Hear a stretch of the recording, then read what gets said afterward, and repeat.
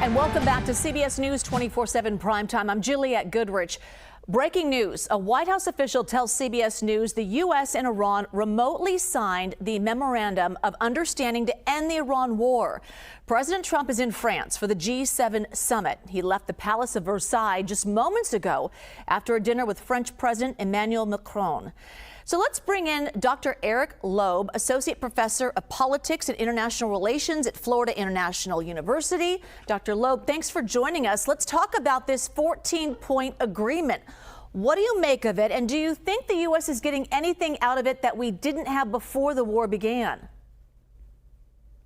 Well, good to be with you, Juliette. And phase one of this agreement, as expected, revolves around the quid pro quo arrangement of Iran reopening the Strait of Hormuz and the United States lifting the blockade, which is an issue, of course, that did not exist before the war. But in terms of what Iran and the United States are getting in addition to that, Iran is going to get sanctions waivers only on its oil exports. So it could resume exporting oil and to stabilize international oil markets. And the United States appears to be getting Iran to commit to diluting the stockpile of highly enriched uranium under international supervision on its territory, which would be a major concession for the U.S. and for non-proliferation more generally. So the agreement states that all military operations must stop, including those in Lebanon.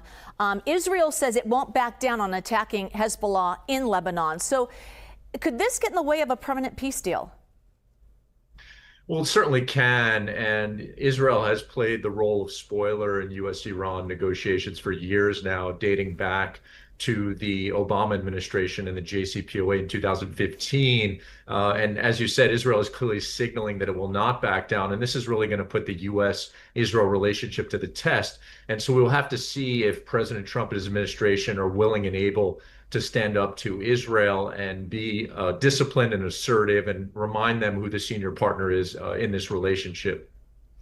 Are we getting any indication that Iran will hold up to its end of the bargain once the peace deal is signed? They've gone back and forth on their word before, so you have to wonder what's stopping them from doing it again.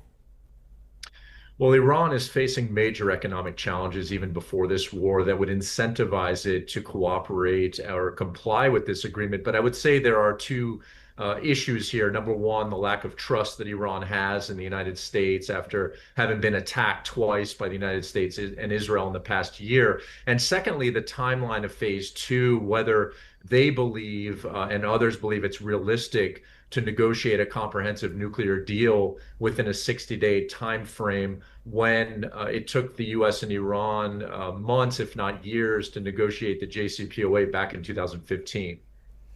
Dr. Eric Loeb, thank you.